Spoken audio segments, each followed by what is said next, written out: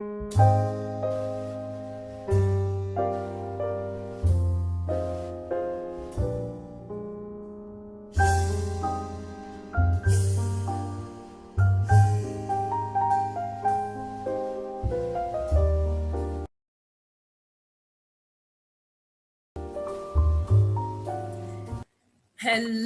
and welcome. I am honored to be having the immediate past District Director, District 114, Karanja DTM, and our current District Director, Gladys Muhunyo DTM, for this interview, which is 1 in 4 of the interviews that I intend to help demystify DTM, that is Distinguished Toastmaster. For this interview, we will be talking about the leadership requirement aspect of the journey towards DTM. Welcome, Gladys. Welcome, Karanja, to this interview. Thank you, Nyambura. Happy to be here. You have been Toastmasters for a while, not the same time. Harry is older in this platform of Toastmasters, but both of you have been exemplary in showing up in leadership at club level, at district level, and also individual levels of mentoring, sponsoring clubs, and coaching various Toastmasters. But out of my experience in the 3 years I've been a member of Toastmasters, I realized that we might tend to think Toastmasters is about communication and public speaking than the leadership development that is really captured in the slogan, where leaders are made. Out of your experience, I would like you to help us or the viewers of this interview understand how then leadership development is the core of the organization that is Toastmasters International, despite what might look like on the surface is communication and public speaking. I think I'm biased here. I feel like I will go with ladies first. So Gladys Muhunyo, kindly start us off. Incidentally, the slogan "where leaders are made" is not by accident. Definitely, when you seek to communicate, you articulate your vision, you articulate what you want people to learn from you, and how you influence people. Naturally, if you can do that well, then you're automatically a leader. One of my mentors used to say, every opportunity to speak is an opportunity for leadership. So I think that the underlying fact of being a Toastmaster is because you will have learned how to communicate, you'll have learned how to work with people, you'll have learned how to work with teams, you will be made a leader, because these skills are, communication skills are the fundamentals of leadership. That said, the organization does not only want to make you a leader, they want to expose you to opportunities to lead people, to lead teams within your club and outside the community, so that you can practice to be a leader and become a leader. That's what I feel the slogan is all about. Back to you, Nyambura. Thank you so much, Gladys Muhunyo. Indeed, it is not what it's not always what it looks like. So Gladys is trying to tell us that it is deeper. When we talk about Toastmasters being where leaders are made, it is deeper because it fashions you and molds you into a better person who can lead teams, not just within the organization Toastmasters, but outside. And I guess district director, that's where we talk about, transferable skills. And you keep challenging us, even in your term as a district director, to identify opportunities to grow and serve and show leadership outside Toastmasters. Karanja, it would be a disservice to go without hearing your wisdom on this aspect of the slogan of Toastmasters. What is the connection of leadership development and these other things we see on the surface, like communication and public speaking? Thank you, Nyambura, and thank you again for giving me this opportunity to address you and the wider audience listening. Now, I I want to first agree with my district director. What she has said captures very well what I believe one can gain in terms of leadership development in Toastmasters. But just to go further, I'd like you to imagine a leader who is unable to communicate with the people he's supposed to lead. When you think of leadership, it can never be in isolation to those who follow the leader. And how will people learn to follow a leader if this leader cannot communicate their vision? Because for you to decide to follow someone, there must be something about them that they have communicated that you like, that you admire, that you are interested in. And that is essential to leadership. The fact that you are able to communicate this vision, this attribute that attracts people to you. So I believe Toastmasters, while initially was set out to be a public speaking organization, because public speaking is such a critical component of leadership, it merged into something which is more. And it is imperative for anyone who is not a Toastmaster to know that if you want to become a leader, you must be a good communicator. And also, if you become a good communicator, automatically you're on the path to leadership. Thank you so much. When you were speaking, you just reminded me of that quote by James Humes that the art of communication is the language of leadership. And for sure, we cannot separate the two. Hence, the need to become great communicators to even be able to communicate our vision, as Gladys Muhunyo was talking about, and therefore command a following and better success in our leadership positions. All right. The second thing is about these leadership requirements that members need for them to become distinguished Toastmasters. Among the requirements, we have the education, the other organization support, and we have the DTM projects that one has to do. But for this interview, I would like you to help members understand what are the leadership requirements for them to be able to pursue or achieve the Distinguished Toastmaster Award. Gladys. Thank you, Wanjiru. There are 2 direct leadership requirements and there are 2 indirect leadership requirements.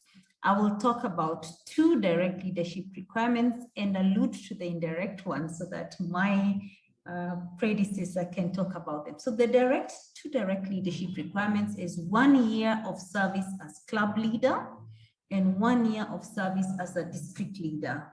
The indirect leadership requirements are to do with club growth, that is sponsor and mentoring and supporting the promotion of Toastmasters in the region. So the direct requirements, let me begin with the club leadership.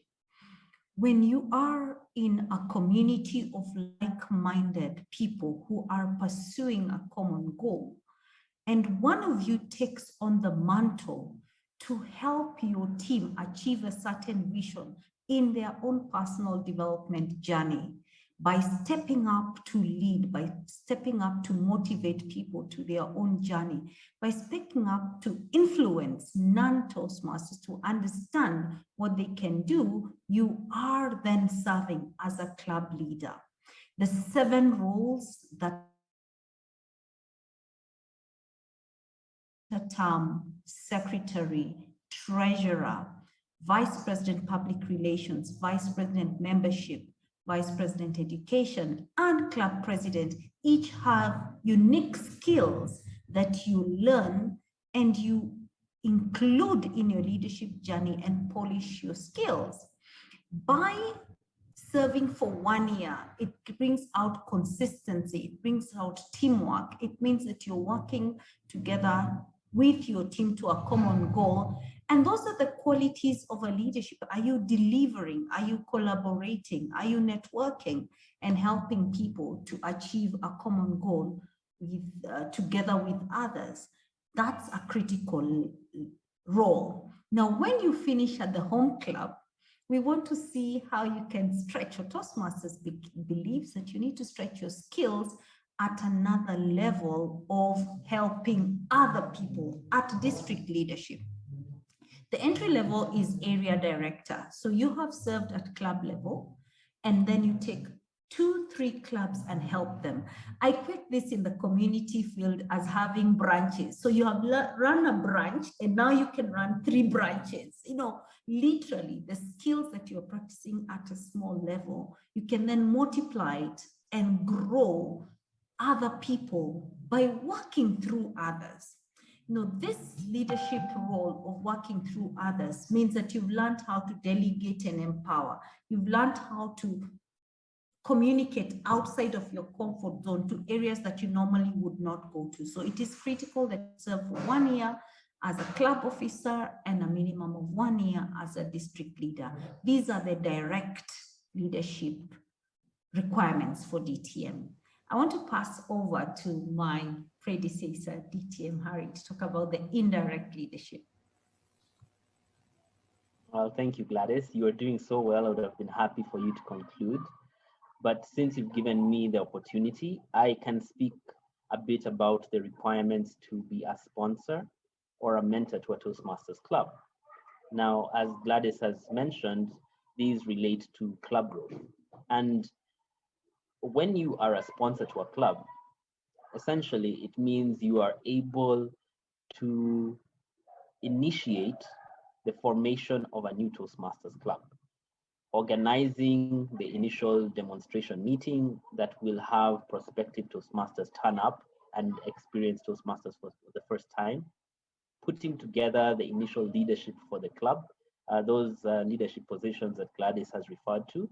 When a new club starts, you need to have those new leaders, at least interim leaders initially for the club, and also to put the paperwork in place in order for the club to officially register with Toastmasters, what we usually call chartering the club. So this is the function of the sponsor of the club. And in a corporate setting, because Gladys has referred to corporate organizations, this is akin to that salesperson who initially sets up the branch, or that person who is responsible for setting up new branches in new locations. Now, the second part, the second leadership role is that of the club mentor.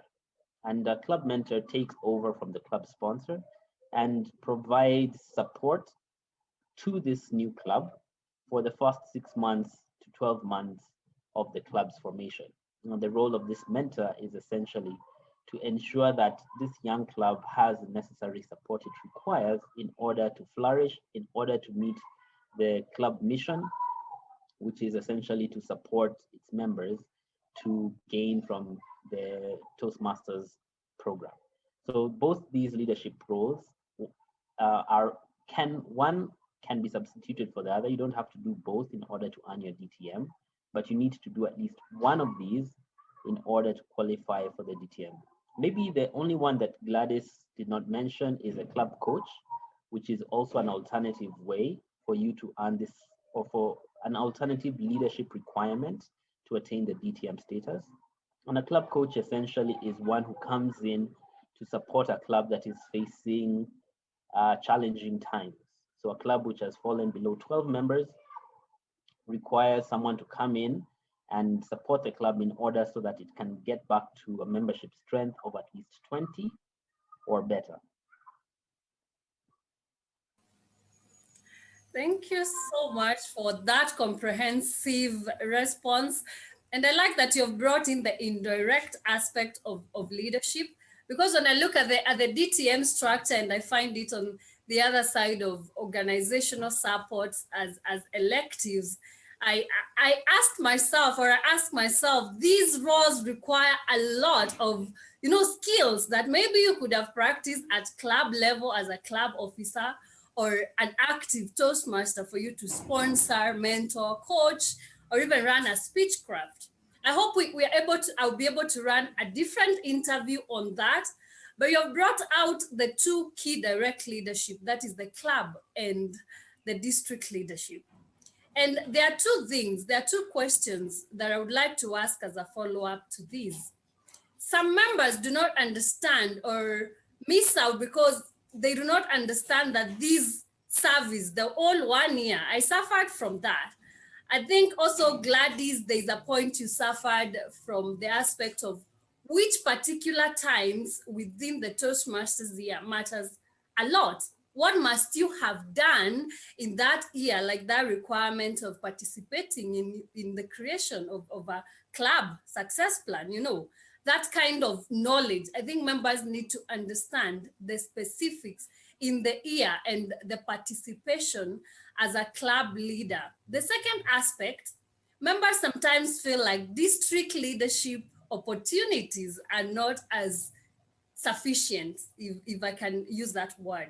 What would you advise members in terms of now meeting that requirement of district leadership, given that the opportunities that are there might not really serve all the Toastmasters who might be at that level? What tips or how would you advise members to proceed with that?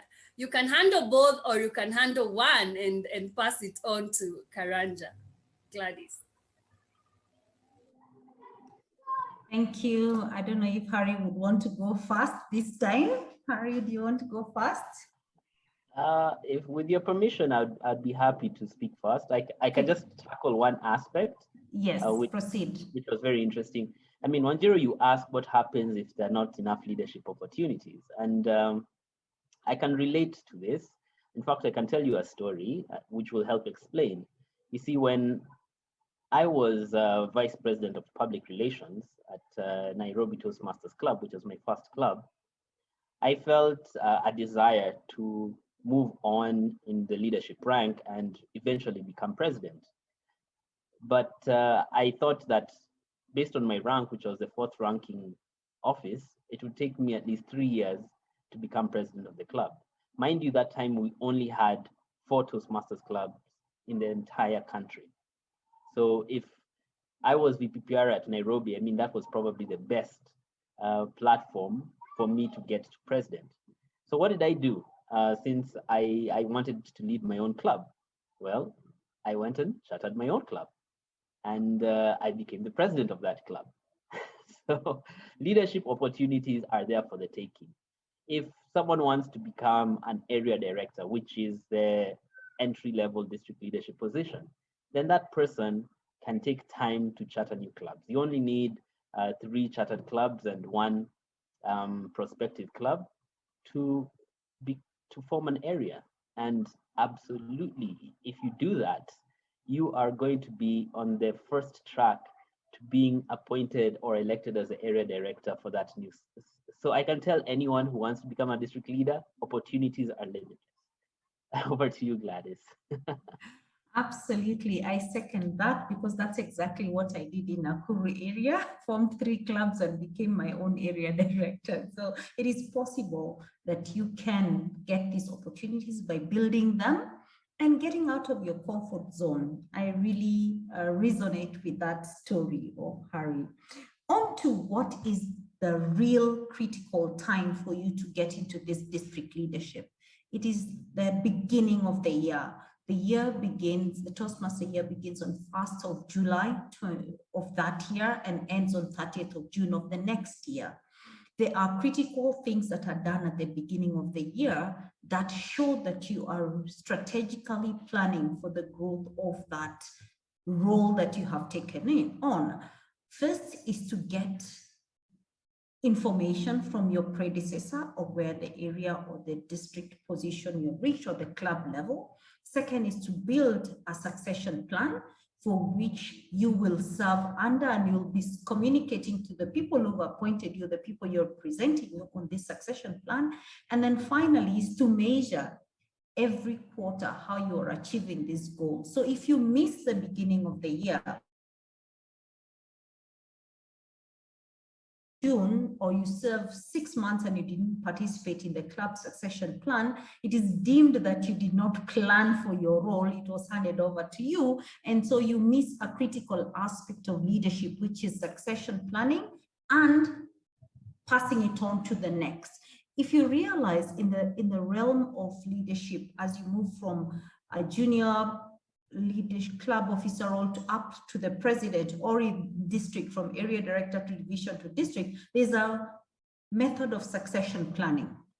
which is what leaders do. You build other leaders and grow up in leadership until you find yourself out of a leadership role and you go internationally.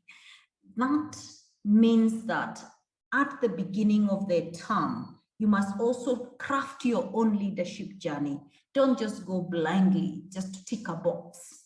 When you find yourself just ticking a box, you'll miss the calling to leadership, which is altruistic leadership, how we serve people. We lead by serving. When you miss that calling, it means you don't even get the credit. You'll get the credit, but you don't get the journey of leadership in essence. The succession planning at every level is important, and the implementation of your success plan, so that you can see that what you planned has actually come to be, not alone, but with your team. Back to you, Wenju. Thank you very much. I think what you're trying to say is plan and grow towards, whatever leadership position, so that you're able to start off well with the old strategic planning of the year, especially when you're holding the executive positions in the clubs that rely on your leadership. And that is very key. I love Karanja's challenge. You're reminding me of the concept of, if opportunities do not knock, build a door, create opportunities for yourself. So do not say there are no district leadership opportunities. Just create an area for yourself. And, the people are seeing you at work, and that means you end up being the boss of that area and you're able to serve the district. That's very key. I think it's a challenge very many of us can use, because I've had Gladys Muhunyo several times saying, members come to her and ask her, give me a club to sponsor, and no one can give you a club to sponsor. You have to identify the opportunities. Thank you so much. Now, you've alluded or answered these next questions somehow in your explanation for the requirements, leadership requirement, but I would like you to be very particular on, when you serve at club level, what are these very critical skills out of your experience you think you developed, and how do they build up at a district level? Because it should not be like a box you tick, I was a VPPR or a vice president membership or a secretary, and move on to the district leadership.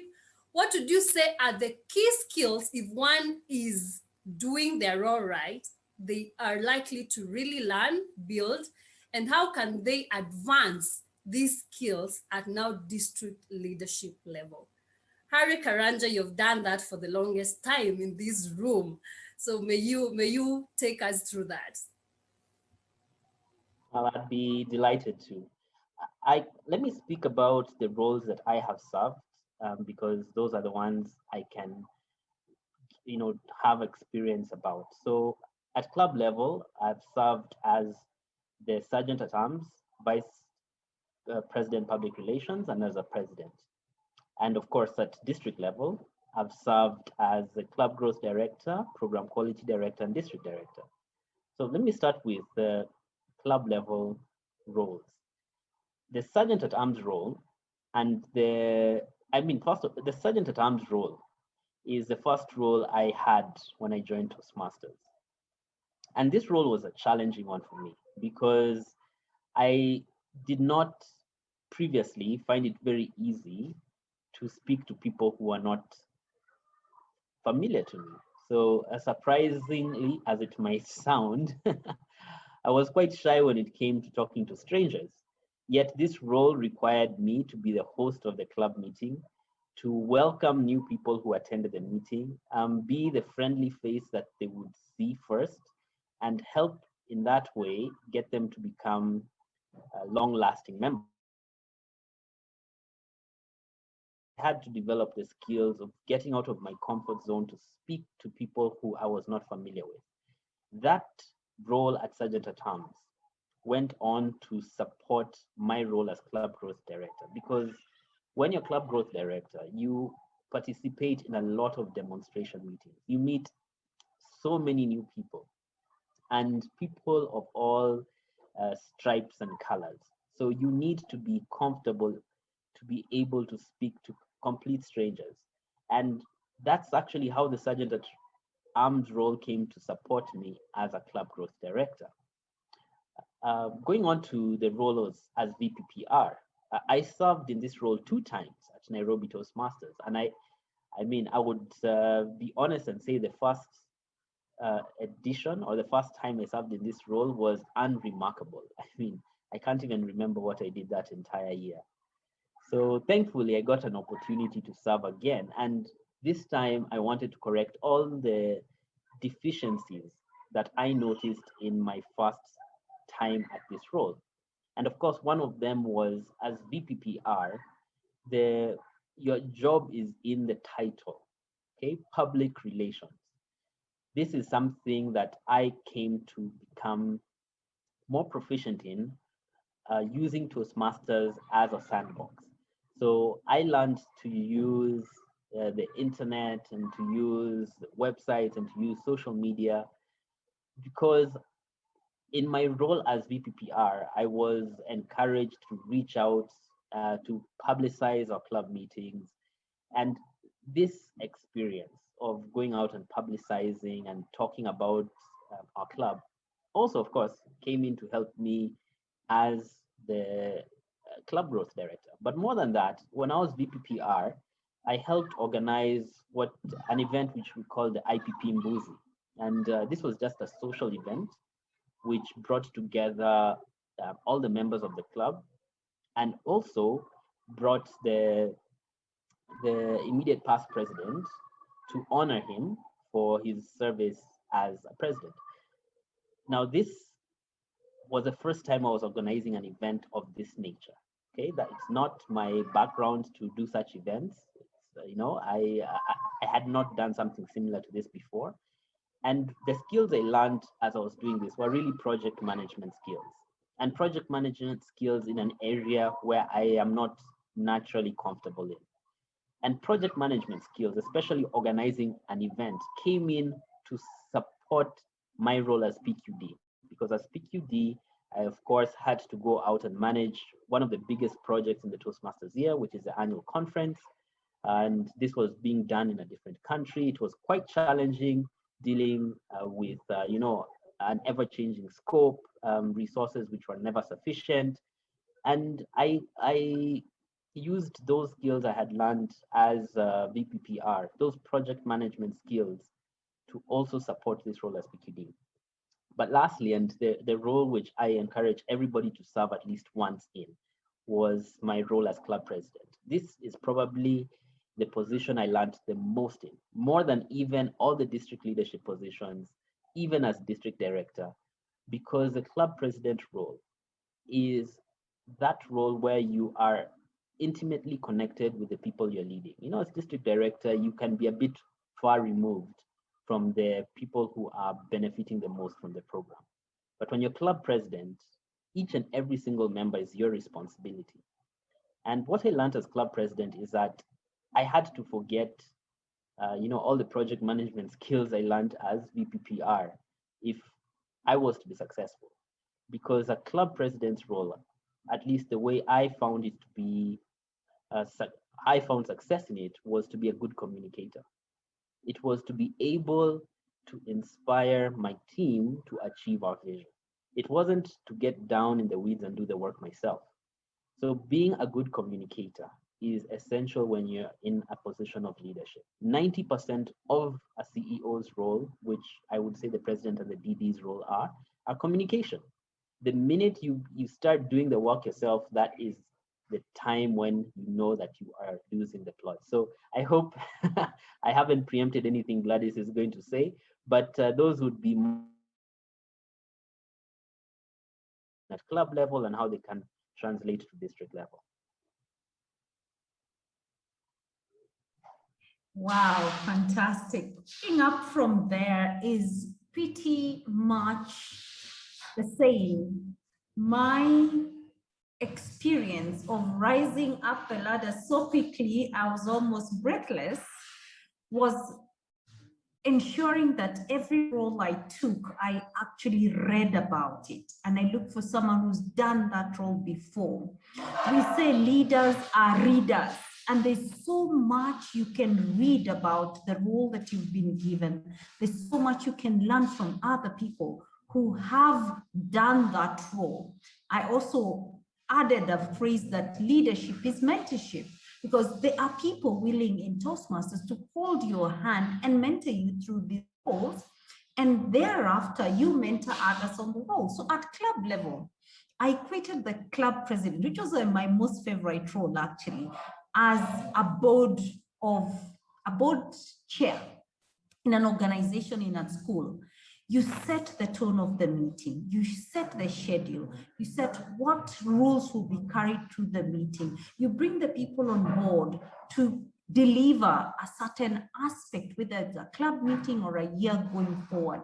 And you start influencing people, their personal journeys, because you're in their circle, you're in their life. And finally, leading by example. You can't do this without reading.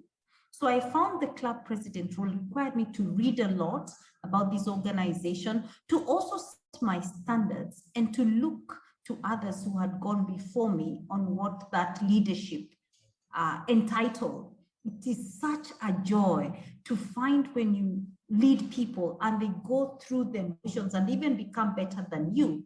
That's one. Serving as a board chair in the community without the skills, the presidential skills that Toastmasters offers, gives you a disservice to the community. I mean, you serve less than you would. And that is what prepared me for district leadership, because it's pure impact through influence. You want to impact people, but you're influencing them on the areas of their personal development, on their areas of networking, and how they can influence others as you influence them. The parallel between club president and district leader is that if you do not serve as club president, you'll not be able to get out of your comfort zone to influence and impact others. The one that I am learning now as district director is vice president education. And I must tell you this, because we are a learning institution. If you really want to learn all the aspects of how to self-drive yourself, how to ensure that other people are driving themselves to achieve their goals, how to refine yourselves in your journey, you need to serve at the vice president education role. It has given me great pleasure to serve both as district director and vice president education, because it keeps me grounded. It keeps me grounded. It keeps me in touch with the people, which can be very far-fetched if you're a district director. You're in touch with the people, you're in touch with their programs, you're in touch with their goals. You're the one responsible for ensuring that the club is achieving the goals that it needs to achieve. So it is important that you look at the club leadership roles that you have and read about them. As you move up the ladder, remember to carry the impact and influence that you have learned to the other levels. But it goes without saying that you cannot be a district leader if you've not served as a club leader. You've missed something. Wow, I'm burning up, you know, from the wisdom. Now, I was privileged to serve as an area director, and that the two of you, in the sense that Harry Karanja was the district director and you, Gladys, were the program quality director, which is like the vice president education of the districts, dealing with all the education matters. And I can assure you, all those skills you're talking about, they are things that one, if you're keen enough, there's a big opportunity to learn and grow them. And I believe not just within Toastmasters, those project management skills, Karanja, I'm sure they end up helping you outside Toastmasters, because we talk about these leadership positions, making us better individuals as at our personal life and professional life as well. Now, this last question is sort of a parting shot, but I'll also reference something the two of you liked to encourage us when I served under you, that treat leadership in club or district level as, you know, an MBA that comes so cheaply than the normal MBAs you pay for in our institutions of higher learning. And it's an MBA that you get to learn by doing, as we say in Toastmasters, and grows you. What I'm asking by referencing that is, sometimes leadership in Toastmasters can feel it's quite a responsibility. We can't take it lightly because it's a training ground, and any serious person wants to prosper and then also carry forward this growth to their life. So my question is it worth the hassle? Is it worth the hassle to serve a club role like Karanja has done 3 and then go on to serve 3 or 4 at district level, sponsor clubs, mentor, coach? Is that hassle, if I can use that word in quote, worth it? Connect these to your parting shot in terms of leadership in Toastmasters. Who wants to go first? Sounds like a table topics. Let me go first so that DTM Harry can wind it up in the closing. I feel that district leadership or club leadership as a volunteer role in a learning institution is an opportunity for you to learn and to grow. So the question is, how far do you want to grow? How much do you want to learn in this very conducive environment of stretching yourself to the limit? When you do not know how much you want to grow or how much you want to learn, then it becomes an expensive role to serve others. But when you actually know how much you want to learn, how much you want to grow, and this opportunity is given to you, then it becomes a service as you learn through others and help others learn as well. That said, does it pay? The answer is yes. There is no but to it.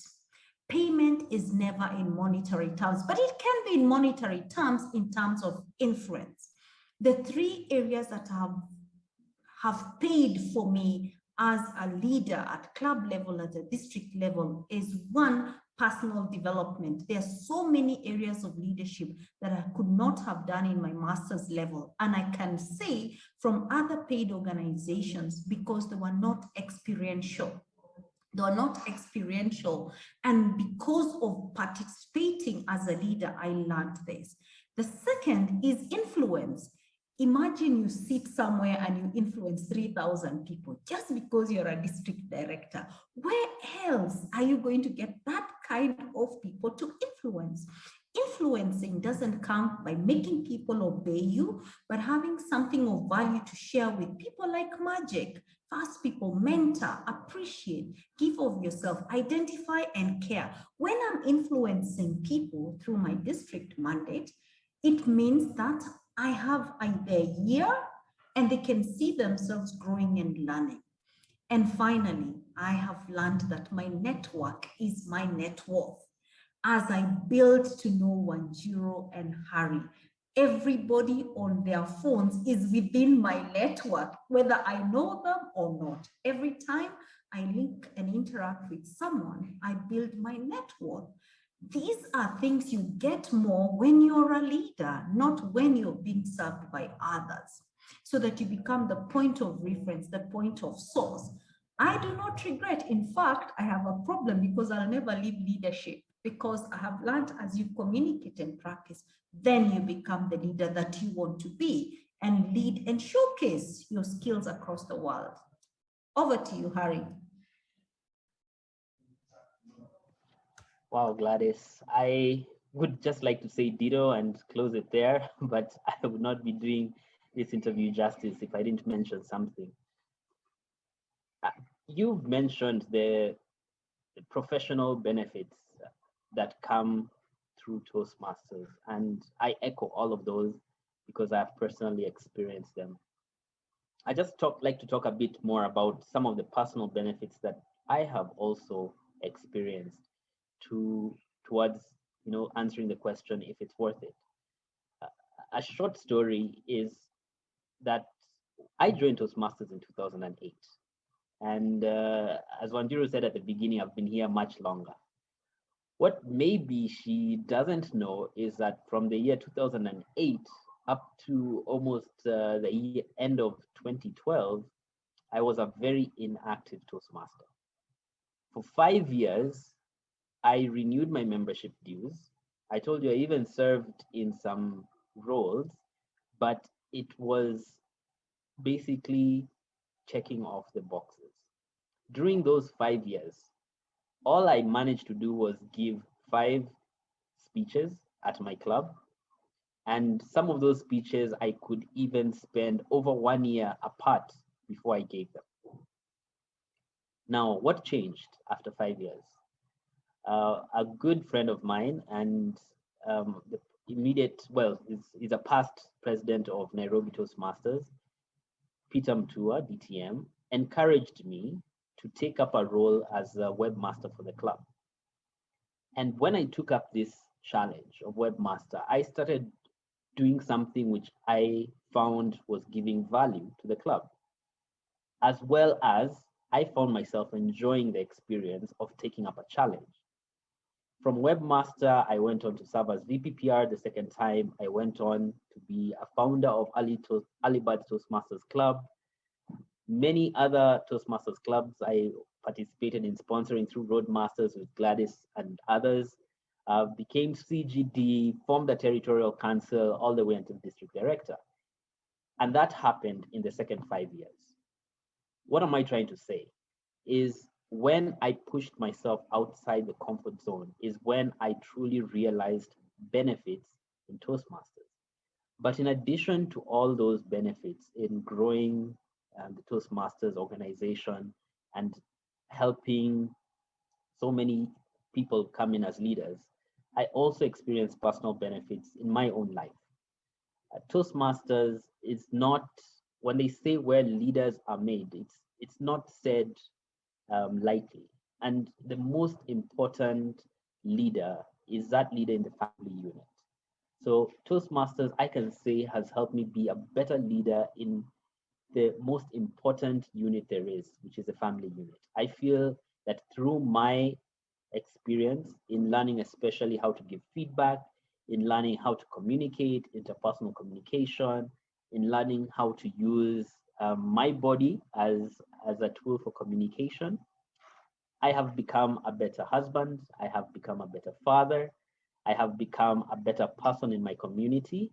And these are benefits I don't take lightly, because at the end of the day, it doesn't matter how well you do professionally if in the most basic unit of society you are not a leader. So I am thankful for Toastmasters helping me, and I can tell anyone who is debating on taking up a leadership opportunity, it is definitely worth it. All right, there goes the answer.